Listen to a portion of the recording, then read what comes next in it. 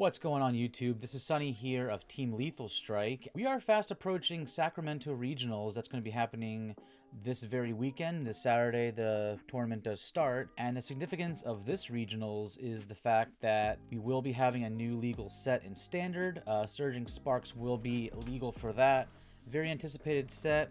Not the most impactful set, but there are still some new cards in there that I do believe will impact some decks as far as performance, what they're going to be, how they're going to run, stuff like that. But I figured here we would do a little bit of a tier list to sort of rank these decks. We got 28 pre-selected decks. I didn't fully choose these, but if there's anything missing from here, let me know in the comments section what that would be and where you would rank it. But yes, we do have 28 decks that we're going to rank to see how well I think they're going to stack up for this weekend, where I think they fall in the meta. Just going to do these in order. We do have Ancient Box to start off with. It's been around for a bit. It did gain a new card and a new Koraidon, which has been making a bit of appearances in the deck itself. Even so, I'm still going to put this in D tier. I don't think it's too strong of a play, honestly, especially with like Charizard still running around rampant. Don't think it has too much of a chance. It could surprise you, you never know. But for right now, I don't think it's really the play currently. Which does bring us to our next deck, which is Chien Pao, which honestly has become a bit forgotten about. Wouldn't really be my choice for this event either. D tier. I don't really have much faith in Chien Pao these days. But I still think, like, in the right hands, given the player that has the experience with the deck, I do believe it does have a bit of a shot in that regard. But in all honesty, I don't really see it, though. Alright. Dialga. This is a Dialga by itself. I don't know if it's gonna. It could include Archaludon. It couldn't just still be Metang, however you want to view it. But I still throw it in D tier. I think Dialga is like a one-trick pony. Honestly, you do your time. You do your Star Chronos, and then you just keep attacking from there. It's just a one-trick pony. It only does the one thing, and then it sort of just fizzles out. Even like getting up to the 5 energies can be cumbersome at points. And I think other decks just are faster and can take KOs a lot better than that. Alright, moving on to the next one, we've got two Dragapult variants. This is Dragapult Pidgeot. I'm going to throw this one, because I actually do think this has potential for sure. I'm going to throw it in A tier. We'll put both Pult variants in A tier right here. I'm going to assume this is the one that won Dortmund?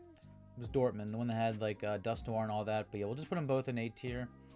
Dragapult does have potential for sure to make waves. Big Pokemon, solid attack. Can definitely have a bit of that infectious stance on the meta for sure. Alright, then we have Gardevoir. Of course, people know Gardevoir by now. It's not really my first choice for a deck, but I do think that there is still the potential for it to do well. As far as where I think it stands, given what's popular coming up, I think I'll put it in B tier.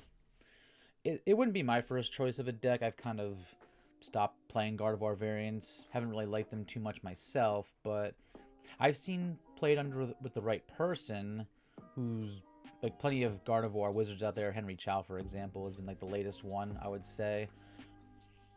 It could be a solid play in that regard, played with the right person. But then, of course, like I said, I realized before that, you know, cards like actually wouldn't really matter because we have Monkey Dory in the deck. But yeah, I think B tier is still fine. Might not be too popular of a deck scene, but I think a good amount of people will want to play it. Alright, now we've got this Goldengo.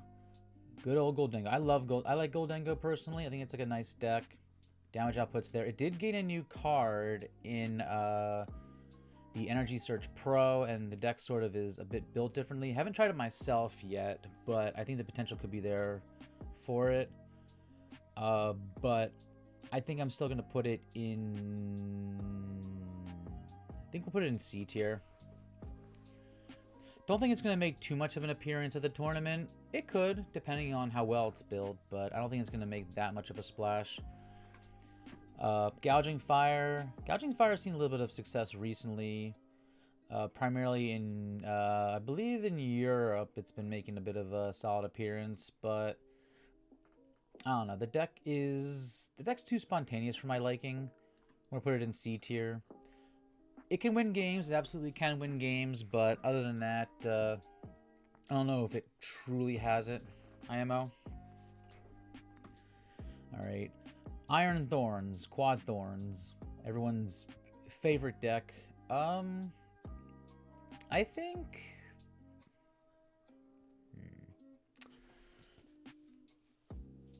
I'm going to put it in A tier. I'm going to put it in A tier. I think, for the most part, people don't respect Thorns too much. It does have the potential of bricking, which, you know, it's a quad deck. It does have the potential for sure, but given what's popular right now, I do think it does have, like, a solid chance of at least doing well, slowing down some decks. Especially the way it's been ran, I think it definitely has that potential there for sure. Lugia V-Star, everyone's favorite deck that's been staying the test of time. Doing very well, getting some nice finishes, but of course now we have a brand new set out in Surging Sparks. I know people have seen it as maybe like a lower choice nowadays given the set, but I still think it's pretty good. I think B might be a good place for that. I think that might be fine. Alright, now we've got 1, 2, 3 Lost Box variants featured on here. I know they don't have like generic Lost Box on here, but I guess you can consider generic Lost Box nowadays to be with the Pikachu EX, which is the latest edition of that deck. And I think Pikachu is just too good of a card, honestly. Like, good, not great, but that ability is just insane. I'm going to give it credit where credit's due. I'm going to put it in B tier, just for the fact that it hasn't like proven itself in any major events yet. Has the potential to do well. It could be an A tier deck, but I think B is still a fine place for it. Then moving along with the other Lost Box variants. Lost Tina hasn't really been making too many appearances lately. D tier. I'm not really feeling it.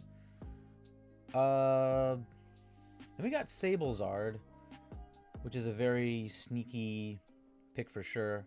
I should say that most of these Lost Box variants, I do believe they have gone back to running Manaphy because of Regidrago becoming a bit more popular again. But then again, the placements haven't really been there for Sablezard. But I think I don't want to put that one in D tier, though. I think C's fine.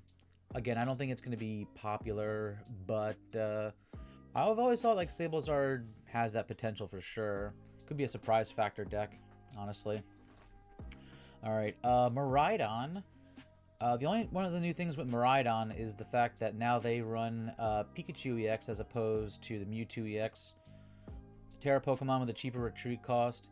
Most Pikachu decks have been sort of running it with this, but I don't know how much we're going to be seeing like standalone Pikachu EX that isn't Lost Zone, unless it's like proven. But I think Miraidon belongs in A tier.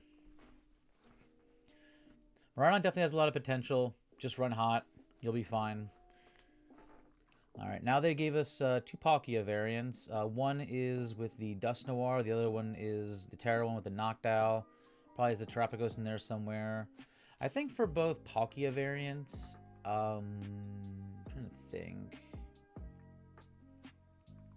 I think both of them are B tier. Palkia has that potential for sure to do well. It actually did win the Buenos Aires special event prior to Surging Sparks releasing, but it's going to be a matter of like what changes from then until now. But I think B tier, put it in the middle, I think is fine. Potential's there for it. Pidgeot Control. Pidgeot Control's been popping up a lot recently, like online events and whatnot. I mean, I'm not a control player myself, but honestly, I think B tier wouldn't be too shabby for it, though. I think B tier's fine. Alright, now, Charizard Pidgeot, I think, is in the S tier. Now, just because I put it in S tier, I don't think that makes it like a BDIF or anything like that. I don't think there's really a true BDIF in this format, or any format, really. Considering that we're pretty much getting like the same format as we did during Stellar Crown. Again, Surging Sparks doesn't change too much, but I think Charizard is too good. It did get several good placements in juniors and seniors for LAIC prior to Surging Sparks releasing. Just an overall versatile deck as far as like the way you can run it, from, you know, A-Spec to the Pokemon, especially with like the Dust Noirs and all that stuff. I've been seeing lately a Charizard Terapagos deck even popping up recently as well, given that extra bit of flair these days, which I'll have to try that out sometime. But yeah, I think, you know, Zard just has a lot of potential for sure to do well. Whether or not it'll go the distance remains to be seen. I know people are on the fence. It could even be like an A tier deck, but I think, in my opinion, S is fine. Raging Bolt. Now, Raging Bolt, everyone's favorite one-shot deck. But of course, a few things have changed with the release of Pikachu EX potentially, where it can't really get that one-shot like it used to. It just depends on how I feel about that. I think still A tier is fine to put Raging Bolt in. Raging Bolt's not like the fanciest deck. It's just throw energies on board, blow it back to Pokemon. That's about it. You'll win games. It's nothing too fancy. Or hey, be like Caleb Gettimer, win an entire regionals with it.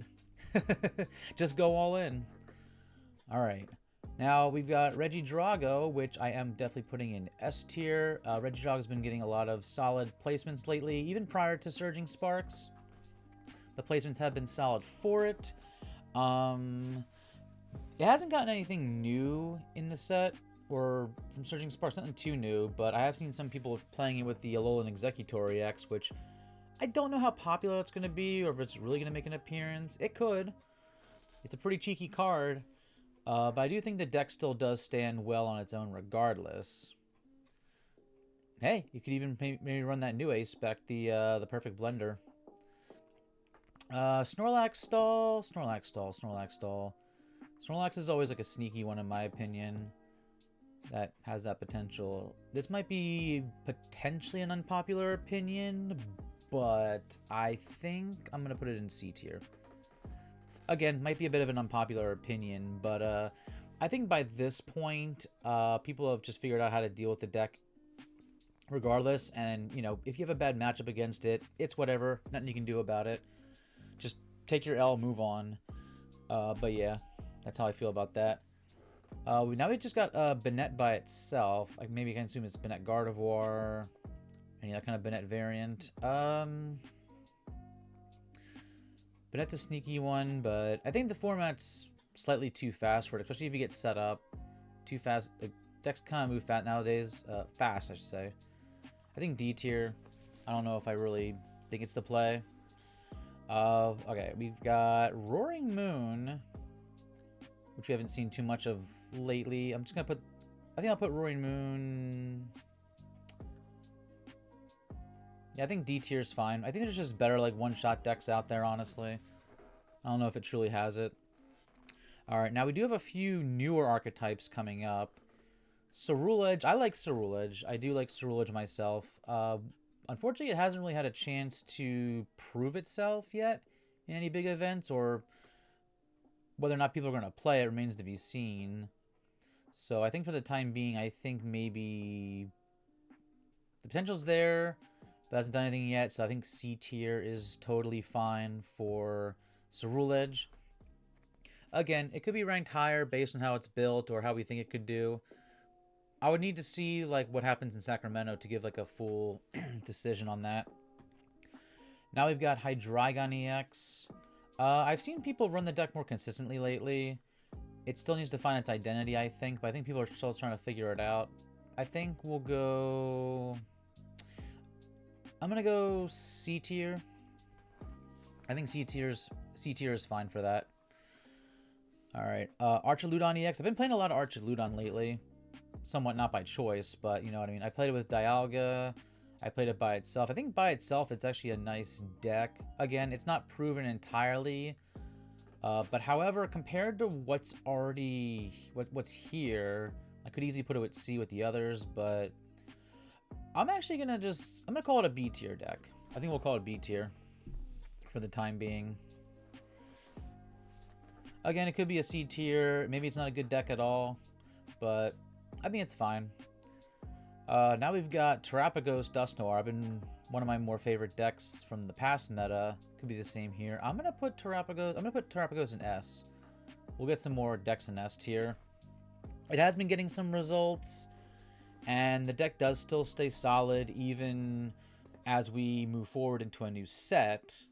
The deck does definitely stay forward for sure. Has all the great tricks. I think it's definitely a solid deck and a solid contender. Now we got Noivern. Looks like Noivern with Milotic EX. You can say like Cornerstone Ogrepon's in there as well. Pretty much the wall deck.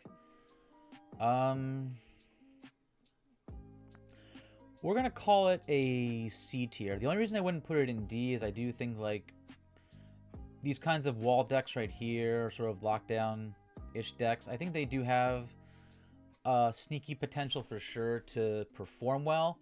Whether or not they actually do have like a high turnover in day 2 going into top 8 remains to be another question, but I do think there is like a solid potential with it to be sneaky. But yeah, looks like that is my entire tier list right there. Again, this is just my opinion of what I think would be good for Sacramento. If you have any differing opinions, or if you agree or disagree, feel free to leave your comments in the section. Leave your comments in the comment section down below. You know what I mean. But yeah, leave comments down below. Let me know what you think of my tier list. What would you change? What would you keep? If you're going to Sacramento Regionals, what are you playing? What deck will you be playing? I would like to know. But that's all for this video. Once again, this is Sunny from Team Lethal Strike, reminding you to strike first.